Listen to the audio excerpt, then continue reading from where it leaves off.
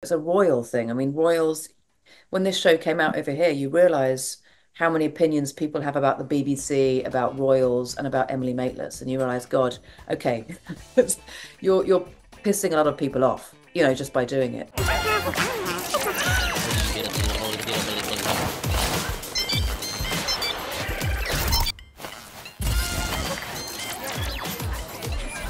Hi, Ruth. I'm Ana Manson from Infobae, Argentina. Nice to meet you. Nice to meet you too. Um, I love the series. I thought it portrays so well what it's like to be a journalist, the anticipation before an interview, and the role the media has in society. So my question is, how did you prepare for this role? Did you meet with journalists or make your own research? I met with Emily a lot. She was producer on this show, so I had sort of luck. She gave me such access to her. Actually, I interviewed her myself, which was terrifying. So I did the whole, I did a lot of research on her, and then I had a whole list of interview questions, and I sort of took it incredibly seriously, and I was terrified. So in a way, I was practicing being an interviewer in that way.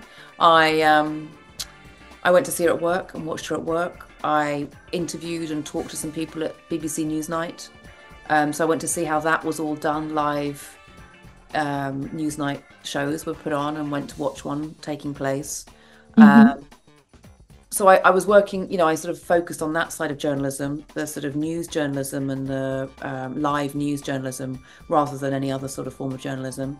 But it was amazing, and I loved playing. I loved existing in that world. I loved seeing behind the curtain and how it's got and how they're almost not got and how they almost fall apart and how even in the moment you could lose that person. The stakes are so high, and certainly on something like this, the stakes were incredibly high. Um, and then the edit process afterwards, I thought was fascinating too. How that added bit of Pizza Express and that was added in, and and then the consequences of being a journalist. Of if something is that big and seems to have that much of a public impact, Yeah. how does it affect you? When you become the story, how uncomfortable is that? So I think that was all really fascinating, and Emily gave me such extraordinary insights into that. That's wonderful. And talking about consequences, did you feel like an extra pressure when you're portraying like a real person and historical events? Yeah, definitely. And I this comes with a number of pressures.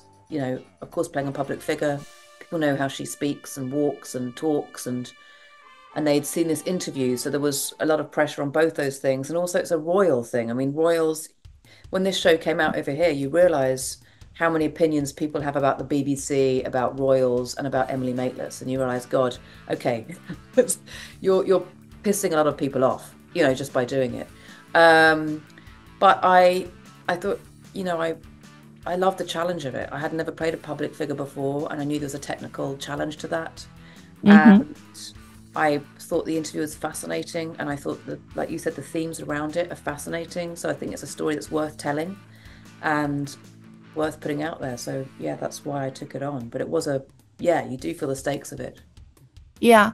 And do you think these type of stories have like the potential of changing minds or changing the view that the public has on some issues? I mean, talking as an actress, like fiction. Yes, I mean, generally fiction, I think, does. Yeah, it can. It can really have an impact and make people think and make people challenge people. I think that's if you're doing your job, you're doing that. That's why I've done why I do the job I do. To be honest, it's not. I love entertaining people, but I also love making people think and feel. So that's the intent of art. But I think in this respect, I don't know. I think what it made me do, certainly, I can only talk from my perspective of being inside Mhm. it, is that it made me question and understand for the first time the sort of codependency of royals, journalism, and the British public, and how kind of intrinsic that is to our very eccentric little nation, and how sort of extraordinary that is. There's at least two articles every day that are published about the royal family, Mhm. whether that's Yeah. coming, and you start to question what agenda that is behind those stories? Is it from the royal family itself, or is it from the papers trying to get a story out of the royals? Is it, you realize it's much more complicated and grey and fascinating. And we as the public are the ones that are driving that need. So I found all that really fascinating. Yeah, go on. Sorry, no, I think you captured those nuances very well. And well, maybe the royals and all the British media is like a little distant to us here in Latin America, and particularly Argentina. The series is premiering here now, and we may have certain animosity towards Michael's character. So why do you think this story should matter to us? I think it's the wider question is about holding power to account.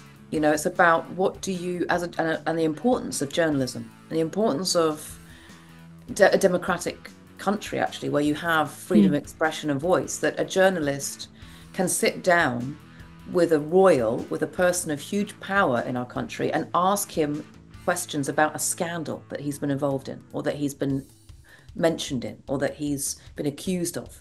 That's an extraordinary thing that in our country, and in a way, good on Andrew for putting himself in that position. People in power do not put themselves in that position. And so it's becoming less and less, I don't know, in countries across the globe, people are putting themselves in that position less and less. They're not being held to account. And so they do whatever they want and get away with it. So I think part of this drama is about the power of journalism, and the power, possibly the responsibility of holding people to account, and the limitations of journalism, and just keep fighting for that. Yeah. So I think on a wider scale, globally, that's what it sort of discusses. It is, Ruth. Just to wrap up, I actually talked to you in 2020 during pandemic. Yes. And you told me that the industry was changing for the better for women. Yeah. So what do you think has changed from then to now, to these days? Well, the industry now, we're having a difficult time at the moment. The industry is struggling because of the sort of implosion of the streamers, and the fact that, it's quite hard to make money out of making drama. And people are starting to wonder how do we make money out of creating drama?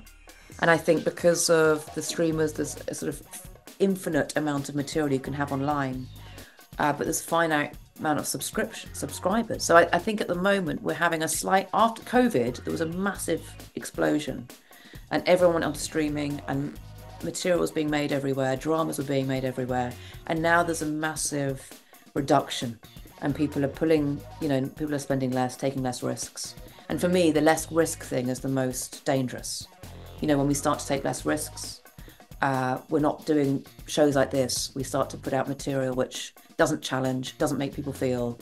And I think that's where we're moving towards that. And that's quite worrying for the industry.